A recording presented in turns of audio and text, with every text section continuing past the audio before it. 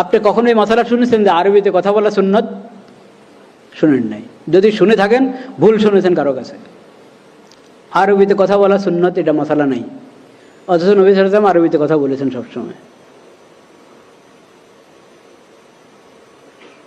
নবী করিম সাল্লাল্লাহু আলাইহি সাল্লাম এর খাবার অভ্যাস যে ছিল একবারে স্বাভাবিক ছিল, একবারে স্বাভাবিক। নবী করিম সাল্লাল্লাহু আলাইহি সাল্লামের খাবার অভ্যাসকে সুন্নত ঘোষণা করা হয়নি।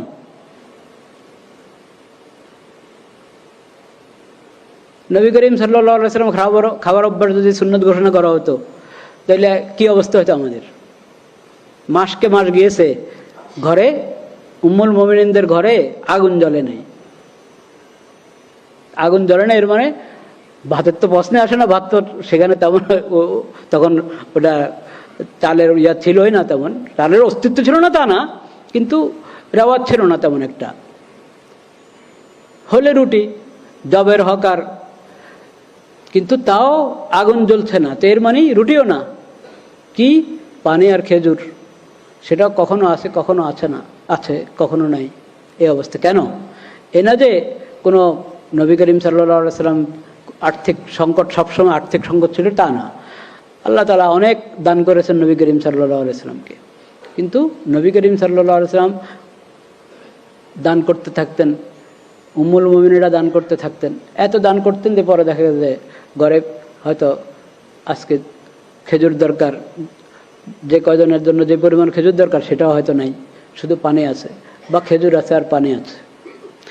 কিন্তু এটাকে নবী করিম সাল্লাল্লাহু আলাইহি সাল্লাম সুন্নত ঘোষণা করেন নাই যে খেজুরেই তোমাদের প্রধান খাদ্য হবে, রুটিয়ে তোমাদের প্রধান খাদ্য হবে, জবের রুটি প্রধান খাদ্য হবে, ঘোষণা করা হয় না। কেন? এটা কঠিন হয়ে যাবে। পোশাকের ব্যাপারে ধরেন, কোন রঙের পোশাক হবে, কোন ধরনের পোশাক হবে, কোন এলাকার পোশাক হবে, কিচ্ছু না, কিন্তু টাকনার উপরে রাখো, পুরুষ টাকনার উপরে রাখবে, এটা বিধান, এটা ওহী ছাড়া জানা যাবে না।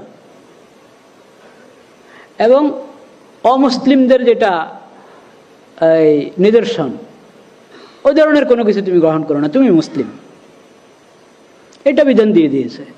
এবং পোশাকের উদ্দেশ্য হলো ছতর যাতে না দেখা যায়, তাইলে ওরকম পোশাক হইতে হবে যে ছতর দেখা যাবে না। এরকম মোটা দাগের কিছু বিধান দিয়ে দেওয়া হয়েছে। এরপর উন্মুক্ত ছেড়ে দেওয়া হয়েছে, কে সালোয়ার পরবে, কে লুঙ্গি পরবে, কে চাদর, কে জামা, জামা হলে কোন ধরনের জামা, কানিফারা না গোল নাকি, কোনো কিছুকে বিধান বানিয়ে দেওয়া হয়নি। এরকম আপনি এক একটা জিনিস নিয়ে যদি চিন্তা করেন তো দেখবেন আমাদের এই শরীয়তের মধ্যে নবী করিম সাল্লাল্লাহু আলাইহি ওয়াসাল্লামের যে আদর্শ, এখানে ফরজের সংখ্যা আর হারামের সংখ্যা কম। সাধারণ সুন্নত, মুস্তাহাব, নফল এটার সংখ্যা বেশি, ফরজের সংখ্যা কম। এরকম হারাম, হারামের সংখ্যা থেকে দেখা যাবে হয়তো অনুত্তম, মাকরু, ওটার সংখ্যা হবে কি বেশি। একবারে হারাম ওটার সংখ্যা কম অন্যগুলোর তুলনায়। আর প্রয়োজনীয় কোনো কিছু ওটার মধ্যে বন্ধক, মানে প্রতিবন্ধক হবে, এই ধরনের বিধান নবী করিম সাল্লাল্লাহু আলাইহি ওয়াসাল্লামের পবিত্র সিরাতের মধ্যে পাওয়া যাবে না। আরেকটা হলো, বললাম যে কোনো অঙ্গন খালি নেই। শরীআতুন খালিদাতুন, শরীআতুন শামিলাতুন, শরীআতুন আম্মাতুন। নবী করিম সাল্লাল্লাহু আলাইহি ওয়াসাল্লামের যে সুন্নত এবং সিরাত, ওটা কিয়ামত পর্যন্তের জন্য, কারণ উনি আখিরি নবী, খাতামুন নবিয়্যিন। তার উম্মতের পর আরেক উম্মত হবে না। তার উপর হেদায়েতের যে কিতাব আর কোরআনুল কারীম অবতীর্ণ হয়েছে, এরপরে হেদায়েতের আর কোনো কিতাব আল্লাহর পক্ষ থেকে, ওহির আর কোনো বাণী আসবে না, এটাই শেষ। তো তার সুন্নত আর শরীয়ত শেষ শরীয়ত, তার উম্মত আখিরি উম্মত। এরপরে যদি কেউ বলে যে অমুকের উম্মত, এর মানে তার ইসলামের সাথে, কোরআনের সাথে কোনো কি নাই, সম্পর্ক নেই। আপনারা জানেন আমাদের এই দেশে আরেক উম্মত যে আছে, নবী করিম সাল্লাল্লাহু আলাইহি ওয়াসাল্লামের উম্মত ছাড়া আরও উম্মত আছে, জানেন তো? আপনার ধারণা আছে কিনা? হ্যাঁ, মির্জা গোলাম আহমদ কাদিয়ানি, তাকে কাদিয়ানি জামাত কি মনে করে? নবী মনে করে। আমাদের নবী, আখির নবী হজরত মোহাম্মদ মুস্তফা সাল্লাল্লাহু আলাইহি সাল্লাম, হ্যাঁ, কিন্তু তার 1200 বছর বা একটু বেশির পর হলো মির্জা গোলাম মোহাম্মদ কাদিয়ানী। এই মির্জা গোলাম মোহাম্মদ কাদিয়ানী নবুয়তের মিথ্যা দাবি করেছে এবং কিছু লোক তাকে নবী হিসেবে মেনে নিয়েছে, তারা মির্জা গোলাম মোহাম্মদের উম্মত। এই যে নতুন আরেক উম্মত বের হলো, এই উম্মতের কোরআনের সাথে কোনো কি নাই, সম্পর্ক নাই। কোরআনের নাম নিচ্ছে, কোরআন প্রচার করছে, কোরআনের অনুবাদ করে প্রচার করছে। এই কিছুদিন আগে, কয়েক মাস আগে ইয়েতে জাদুঘরে তারা কোরআন প্রদর্শনী করেছে তারা। কারণ বুঝেন না, এটা তো কি বলে এটাকে, সমান অধিকার। বুঝতে পেরেছেন? সমান অধিকার তারা সেমিনার করতে চায়, কে মানা করবে? এটা একটা চিন্তার সমান অধিকার।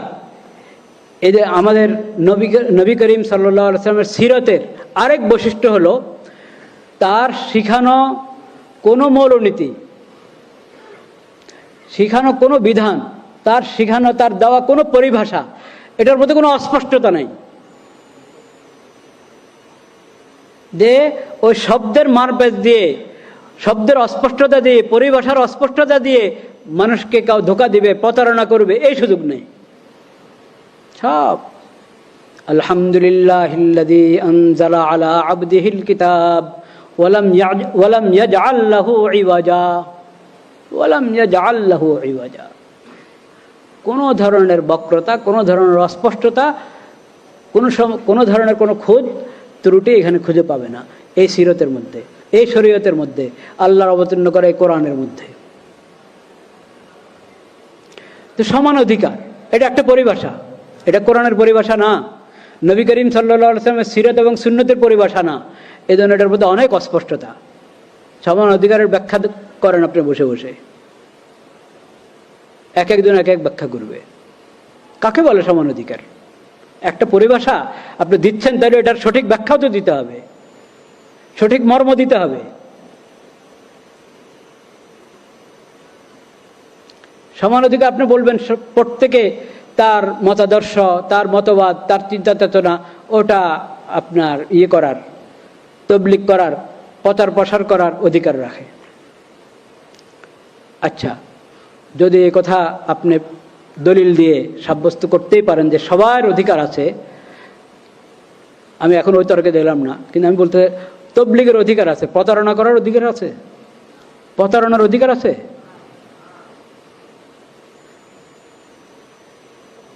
তুমি কোরআন প্রদর্শনী করছো, তো কোরআন তুমি যদি 40 পারার কোরআন বের করে আনো, কথার কথা, মানে 114 সূরা, আপনি আরো আরেক সূরা বাড়িয়ে কোরআন প্রদর্শনী করছেন, এটা কোরআন প্রদর্শনী হলো না ধোঁকা হলো? ধোঁকা হলো। ঠিক এরকম একটা সূরা বাড়ান নাই, একটা আয়াত বাড়ান না, যা আছে তা ওটাই প্রদর্শনী করছেন, কিন্তু ওটার অনুবাদ করা হচ্ছে বিকৃত করে, অনুবাদ করা হচ্ছে বিকৃত করে। তারা কাদিয়ানীরা যতগুলো তাফসীর বা অনুবাদ গ্রন্থ প্রচার করে, তারা সবগুলোর মধ্যে বিকৃতি আছে, কোরআনের বিভিন্ন পরিভাষার বিকৃতি আছে, এবং এমন বিকৃতি ঈমান কুফর হয়ে যায়, কুফর ঈমান হয়ে যায়, হালাল হারাম হয়ে যায়, হারাম হালাল হয়ে যায়, এই ধরনের বিকৃতি আছে। আকীদা পরিবর্তন হয়ে যায়, এই ধরনের বিকৃতি আছে।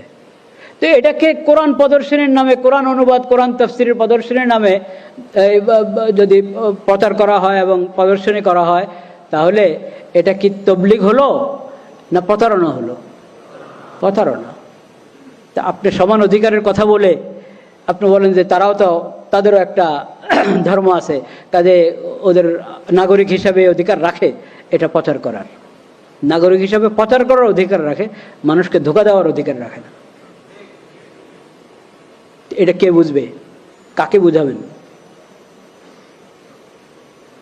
আমরা কি বুঝি না, না বুঝেও বুঝি না? কোনটা?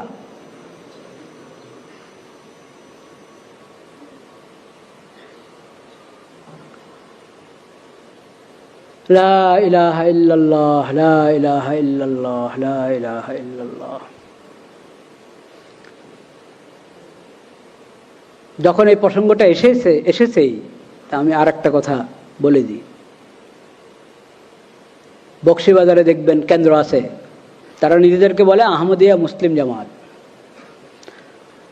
আহমদ সাল্লাল্লাহু আলাইহি ওয়াসাল্লাম আমাদের নবীর নাম না নাকি?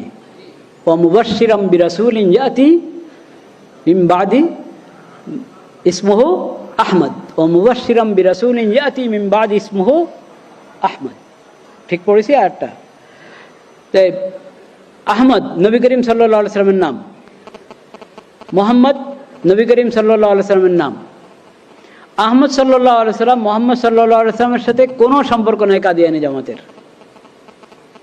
তারা আহমদের অনুসরণ করে না, তারা তো গোলাম আহমদের উম্মত। আবার তারা তাদের উপাসনালয়, খেয়াল করবেন আমি কি কথা বলছি, উপাসনালয় বলেছি কিন্তু মসজিদ বলি নাই, কারণ কাদিয়ানীদের উপাসনালয় মসজিদ নয়। মসজিদ তো হলো উম্মতে মুসলিমা, মুসলমানদের উপাসনালয়, যেটা